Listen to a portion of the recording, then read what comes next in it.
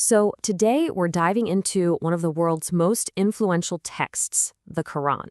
But we're going to look at it from a really different angle, not just as a book of faith, but as a potential treasure map, one that some believe is filled with hidden patterns and knowledge. And this really gets to the heart of it. The central question is, could a book from 1400 years ago really hold secrets, scientific and mathematical knowledge, that we've only just discovered with modern technology? I mean, it's a huge claim, so let's really dig in and see what the arguments are. Okay, so first things first. To even begin to understand these claims, we have to go back to the very beginning. The story of how the Quran came to be, from spoken words to a written book, is a really crucial part of this whole picture. So for 23 years, the revelations came to the Prophet Muhammad, and during his lifetime, it wasn't a single book you could just pick up. Nope, these verses were memorized by his followers and written down on whatever they could find: palm leaves, flat stones, even shoulder blades of camels. It was only after he passed away that his successors started this massive project of gathering all those scattered pieces into the single book we know today. All right, now let's peel back another layer of this mystery. This part is all about the language itself, the claim that the book's style is so unique that it presents a challenge that's basically stood for centuries. The Quran literally throws down a challenge. It says, go ahead, try to write something even close to this. Our source sees this as a huge piece of evidence for a divine origin, arguing that its literary beauty and power are just on another level in the Arabic language. And here's where it gets really fascinating. The source points out that the prophet's own recorded speeches, his own words, have a totally different literary feel to them than the Quran. The argument is that this difference in style is like a fingerprint, suggesting he was the messenger, not the author. And this idea of uniqueness isn't just about the written words. It's about the sound, too. The source points to studies suggesting that just listening to the Quran being recited can actually have a calming, therapeutic effect, reducing anxiety and even releasing dopamine in your brain, kind of like when you listen to your favorite music. Okay, and this is where things get really wild.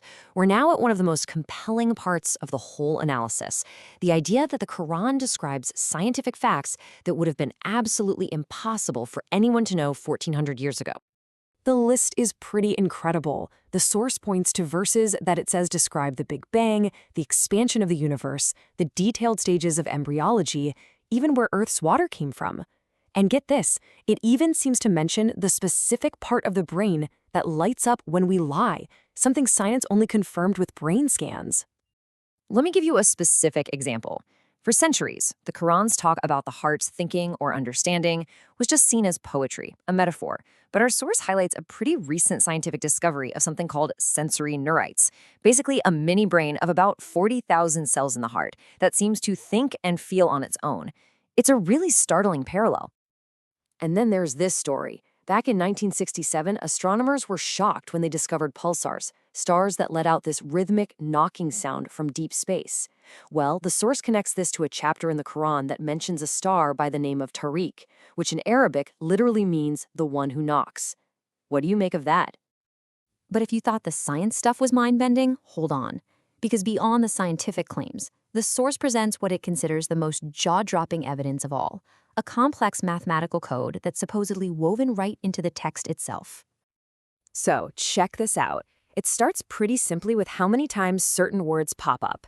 The Arabic word for month is apparently mentioned exactly 12 times, and the word for day, you guessed it, 365 times. These numbers, matching our calendars so perfectly, are presented as just the first clue of a much bigger design. Okay, now here's a number to remember: 63. This isn't just a random number. This was the age of Prophet Muhammad when he passed away. And according to the source, this number is encoded into the Quran in a really specific and hidden way.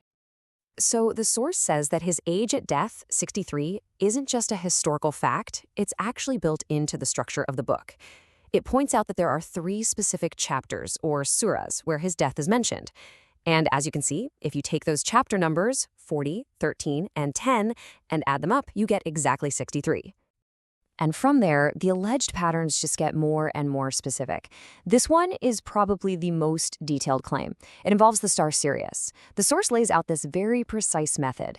In the chapter that literally means the star, you find the word star, then you find the word Earth, and you count every single letter between them. So what happens when you do that? The number of letters you count is 861, and the actual, scientifically measured distance from us to the star Sirius? It's 8.61 light years, the exact same digits. This is presented as one of the most powerful and frankly startling examples of hidden knowledge in the text. So after hearing all of this, the literary claims, the scientific knowledge, the mathematical codes, you have to be asking the obvious question, right? If all this incredible stuff is really in there, why isn't it common knowledge? Why isn't this a bigger part of the conversation? And that's a great question, which leads us right to the final piece of this puzzle. The source offers a potential reason why these deeper layers of meaning might be hidden in plain sight for so many people. According to the source, it all comes down to how the book is being read. It points to sayings from the prophet himself, like this one, that emphasize that a deep, profound understanding of the Quran was supposed to be absolutely central for his followers. The explanation that's offered is that there is a huge difference between just reading the words and truly understanding them.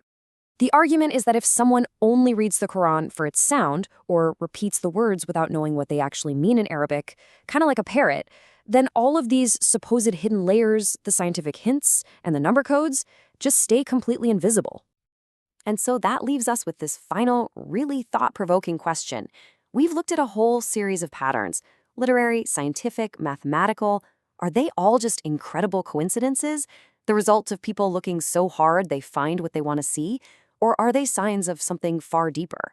Because if these claims are even partly true, it really makes you wonder, what else might be waiting in those pages yet to be discovered?